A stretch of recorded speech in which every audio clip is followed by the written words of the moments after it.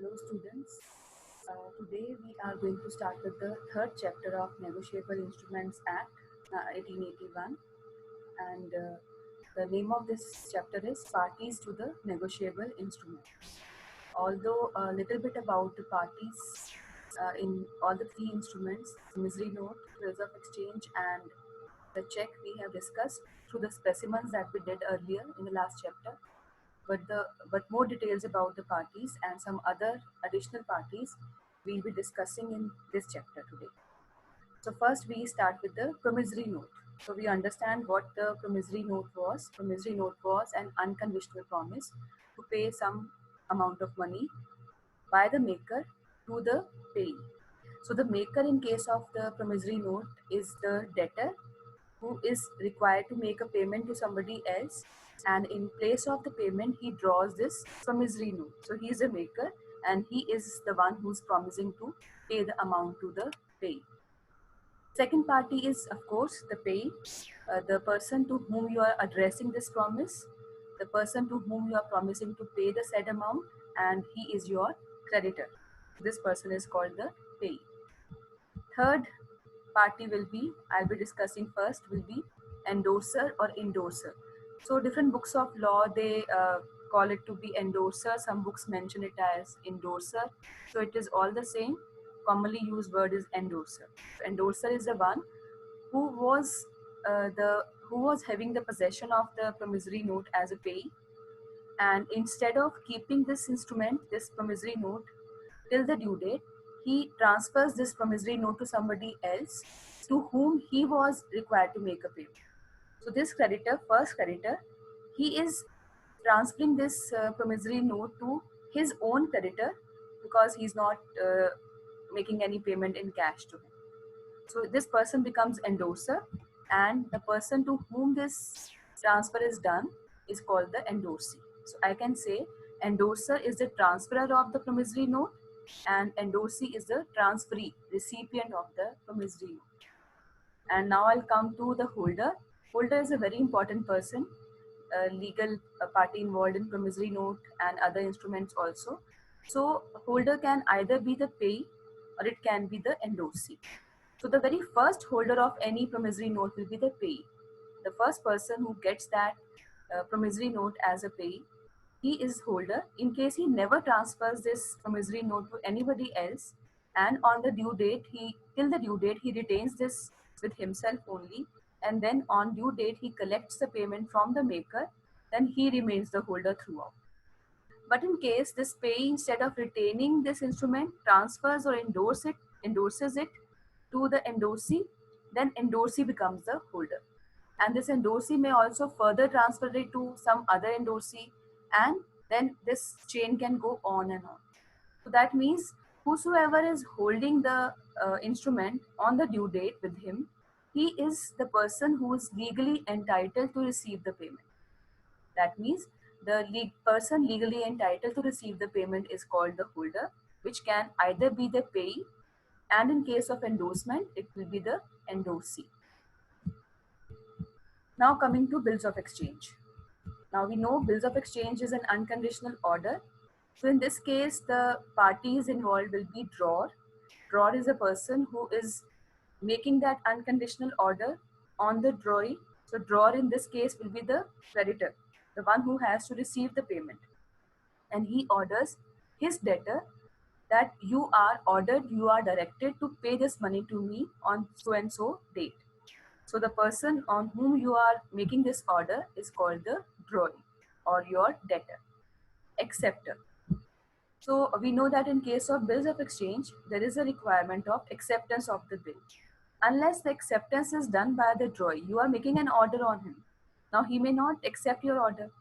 Unless he accepts your order and he writes the word accepted on the instrument will not, the person or the drawee will not be liable to make any payment. So he is supposed to write the acceptance on the bill.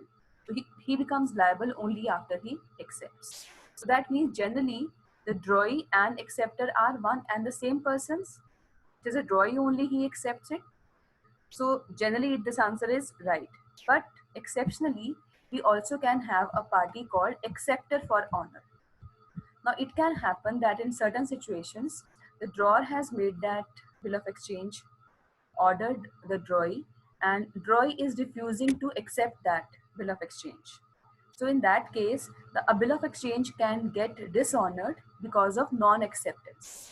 So let me tell you, we will discuss that in detail further also, but for the time being, a bill of exchange can get dishonored because of two reasons. The first reason may be because of non-acceptance by the drawee. If the drawee never accepts that bill of exchange, then there's no question of getting a payment later on that bill of exchange. Because the bill of exchange will die a death at that time only, that means it will get dishonored because of non-acceptance by the drawee. But in that case, there is one exception which can happen, that a person can come up and for the honor of the drawer or the endorser, that person may accept it for their owner, he may accept that bill of exchange. So in that case, drawee is not the acceptor. This acceptor for honor becomes the acceptor of the bill of exchange, and he shall be making a payment on the due date. So, getting your drawn bill of exchange getting dishonored is a situation of bad repute to you, that bill drawn by you is not being accepted. So in that case, to save, to protect yourself from this kind of loss of honor or loss of goodwill, you may have this kind of provision also, that you can approach a person and that person may accept for your honor. So in that case, if somebody comes up and accepts that bill for honor, for your honor, in that case, the bill will not get dishonored because of non-acceptance. Pay, the drawer himself may be the pay, because the drawer may write pay to me on due date, then drawer and pay become the same person, or drawer may order the name of a third person to whom the drawer is supposed to make payment on the due date. So pay is a person who is entitled to receive the instrument. Endorser, endorsee, they are same. Holder is also the same person. There is one error in these notes on this last line of holder. Just please make correction with your notes, that the finder of bearer bill of exchange, finder of a lost bill, or the possessor of a stolen bill. If you have stolen a bill and you are having that bill with you, or there's a bearer bill that you have found out, you will not be regarded. You will not be regarded. You will add not be regarded as the holder in legal sense, because these persons are not legally entitled in their own name to receive the payment. Although they are having the possession of the instrument, and whosoever is having the possession is called the holder, but the stolen bill holder and the finder of the bearer bill, they cannot be regarded as the holder in legal sense. So we'll read more detail about this in the upcoming topic. Drawee in case of need. Drawee in case of need is another party which is there, in which case the drawer may, while writing the bill of exchange, he may also add name of a second drawee in case of need. So that situation may be there when the drawer is in some kind of a doubt, that drawee may not be able to accept the bill, or he may not be in a position to pay the bill. So in that case, he may introduce the name of another person in the bill to whom the bill could be presented in case it is getting dishonored because of non-payment. So to protect the bill to be dishonored because of non-payment by the drawee, you can introduce the name of a drawee in case of need in the beginning itself when you are drawing that bill. So in case a name of a drawee in case of need was also mentioned in the bill of exchange, and on the due date, the bill is presented for payment before the drawee and the drawee refuses to make payment, bill will not get dishonored because of non-payment, because there is another party available here, drawee in case of need. So in that situation where drawee in case of need name was there, you will again present the bill to the second person, the drawee in case of need, and in case the drawee in case of need pays for it, it is all done. But in case this person also refuses to pay for the bill, then only this kind of bill of exchange with the name of drawee in case of need, this bill of exchange will get dishonored only after the second drawee in case of need also refuses to pay for the same. But the setting or the addition of his name should be done beforehand. when the bill was drawn by the drawer initially. Coming to parties of check. So in check we have three parties: the drawer, who's the account holder of the bank, who's having a checkbook and he draws a check, and this check is drawn on the banker, and banker is a drawee. So drawee in case of a check is always a specified banker. And the pay is the person to whom that check is made payable. If you have written the word pay to self, then whosoever presents that check, he will get the payment. And in case you have mentioned somebody's name, and then that named person only can collect that check. These are the parties to a check. The next part of this chapter is about the capacity of parties. We have in detail discussed about the competency or capacity of parties in case of a contract. So the similar kind of provision will also be there with regard to the parties of the negotiable instrument. So the one who's drawing, the one who's accepting, the one who's getting and receiving the endorsement of the bill or check, etc. So are they also all required to be competent? So answer to that will be in the forthcoming topics. So first is minor. So as we know, minor agreements are void and minor is not liable under any contract. So he is not liable even on the negotiable instruments. So we'll study further that there's a party called holder in due course. In the next chapter, I shall be telling you who is a holder in due course. And this holder in due course, he is having some special privileges which are available with him. So with that regard, minor in case the person is a minor person, and in case the instrument that in which he was a party has been given to a holder in due course, then in that case, the minor can use his incapacity as a protection even against the holder in due course. But you'll be able to understand it better in the next chapter only. But a minor can be a promisee in a negotiable instrument. That means he can be the payee, he can be the recipient of the money.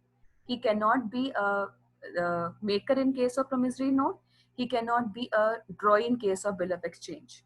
But a minor can be a recipient or the payee of a bill of exchange or promissory note or even the check. So this is with regard to the minor.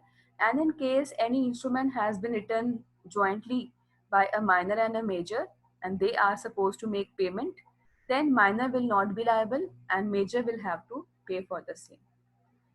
Second is persons of unsound mind. The situation here is similar to that of minors, that any person who's of unsound mind, he cannot be made liable under any negotiable instrument also.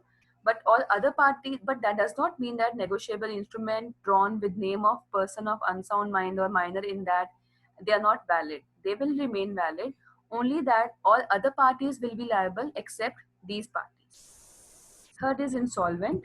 So clearly, when a person becomes insolvent, he cannot accept any bill, he cannot endorse any bill, but he can endorse any instrument which is payable to a holder in due course. So if he endorses and it is endorsed to a person who is a holder in due course, then that holder in due course can recover that instrument from all the other parties except this party who is insolvent, because you cannot make any insolvent person liable after he becomes insolvent.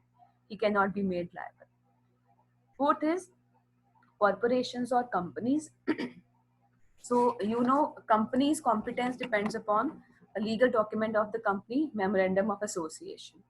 So, a company can be competent, or company's agents who are directors, they are competent or they are eligible or they are entitled to draw, accept, etc., any bill of exchange, promissory note, check, etc., only as per the terms and conditions or restrictions imposed in the memorandum of association.